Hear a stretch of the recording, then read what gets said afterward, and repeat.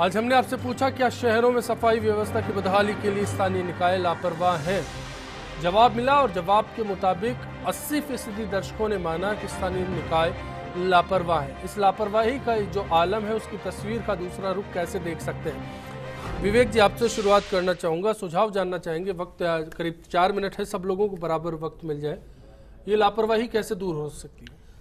इस लापरवाही को दूर करने के लिए सबसे पहले तो सिटीजन सेंट्रिक एक्शन को पहले बनाना पड़ेगा। जो वेस्ट प्रोड्यूसर है, जो कचरा पैदा करता है, उसकी हमारे पूरे सिस्टम के अंदर आज कहीं पे भी कोई भूमिका ही नहीं है।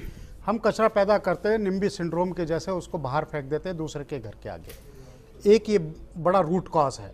दूसरा रूट कॉज है कि जो ऑर्गेनाइज्ड अनऑर्गेनाइज्ड इंक्रोचमेंट कॉलोनीज के अंदर हो रहे हैं आउटर सिटी में। वॉल्ड सिटी फिर भी बहुत बेहतर है, लेकिन आउटर सिटीज़ के अंदर जो सारी ड्रेन्स को रोक दिया गया है, बड़े बड़े रैंप बना दिए गए हैं, हरियाली के नाम पे एक्सटेंशन कर दिए गए और वहाँ पे उनको कूड़े घर के रूप में तब्दील कर दिया गया। इसके साथ साथ जो आपकी टेंडर प्रक्रिया हो, उस टेंडर प्रक्रिया को इतना पारदर्शी बनाइए कि उसमें कहीं पे भी मॉनिटरिंग के जो इंडिकेटर्स डालिए कि उसमें सब्जेक्टिविटी कम हो, ऑब्जेक्टिविटी ज़्यादा हो। और उसके लिए आईसीटी तस्वीर की उम्मीद कर सकते हैं तो निश्चित रूप से हो सकती है। विक्रम जी, आपका सुझाव? मैं यही कहना चाहता हूँ, सफाई व्यवस्था पार्ट टाइम नहीं फुल टाइम होनी चाहिए। और फुल टाइम के लिए सीधा है कि सफाई कर्मचारी की भर्ती करके ये बिड्स प्रणाली बंद, जब तक ये कमीशन खोरी बंद नहीं होगी तब तक जयपुर के हालात सुधरेंगे नहीं। और कमीशन खोरी तभी बंद होगी जब सफाई कर्मचारी की भर्ती होगी। तो मेरा इन महापौर साहब से को सुझाव है कि 2777 कर्मचारियों की वैकेंसी रिक्त है। फार्म आवेदन लिए गए। 47,000 जयपुर की तस्वीर है। 47,000 सफाई कर्मचारियों ने आवेदन कर रखे हैं।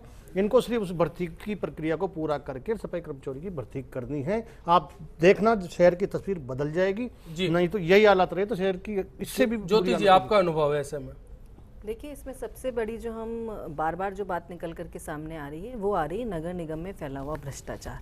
भ्रष्टाचार हर स्तर पे हो रहा है। सबसे पहली बात तो टेंडर को बढ़ाने की जो बात है, टेंडर समय पर ही क्यों ना हो कि बढ़ाने की स्थितियां क्यों पैदा हो। अगर समय पर होगा तो उससे बेहतर कुछ नहीं हो सकता। आश्चर्य होता है देखिए कहने में कि गाय को चारा सप्लाई करने का टेंडर नहीं हो पा रहा पिछले 6 महीने से, और गाय को चारा नहीं मिल पाता।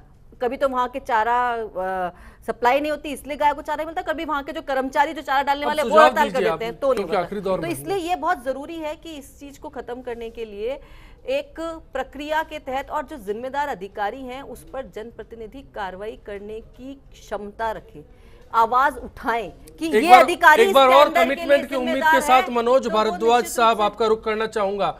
कमिटमेंट इस बार का पुख्ता होगा, फाइनल होगा? देखिए, मैं कहना चाहूँगा कि इस मामले में जो विवेक जी ने कहा अभी कि जो लोग कचरा फैलाते हैं उनकी भूमिका सिस्टम में होनी चाहिए, बिल्कुल सही बात है। क्योंकि बिना जनता और निगम दोनों मिलकर अगर काम करेंगे तो बेहतर ढंग से हम लोग काम कर पाएंगे। अगर केवल निगम की हम जिम्मेदारी समझें तो पब्लिक की अवेयरनेस के प्रोग्राम निश्चित रूप से मैं कहना चाहूँगा कि पब्लिक को हम लोग हमारे साथ में जोड़ करके एक लिटरेसी प्रोग्राम चला के, अवेयरनेस प्रोग्राम चला के हम लोग काम करेंगे। मैं आपको इसमें एक उदाहरण देना चाहूँगा कि 2 साल पहले जब माननीय प्रधानमंत्री जी ने स्वच्छ भारत अभियान चलाया था, उसके बाद से पब्लिक में काफ़ी अवेयरनेस पैदा हुई है। इसका एक जीता जागता एक उदाहरण है इसका। मैं पब्लिक की बात कर रहा हूँ। निश्चित रूप से हमको हम पब्लिक को और निश्चित रूप से मैं आपको कहना चाहूँगा जनता के कटघरे में खड़ा कर जनता को निगम बहुत बड़े कटघरे में खड़ा है आज। निश्चित रूप में कहना चाहूंगा कि जनता को साथ में लेकर के और हमारा जो प्रोसेस है। चलिए, आप अपनी जिम्मेदारी निभाइए और मनोज जी से हम यही वादा लेंगे कि ठीक है, जैसी भी तस्वीर आज है कल इससे बेहतर होगी। फिलहाल के लिए इतना ही। निश्चित रूप से सभी मेहमानों का शुक्रिया अदा करते हुए आपसे विदा लेना चाहेंगे।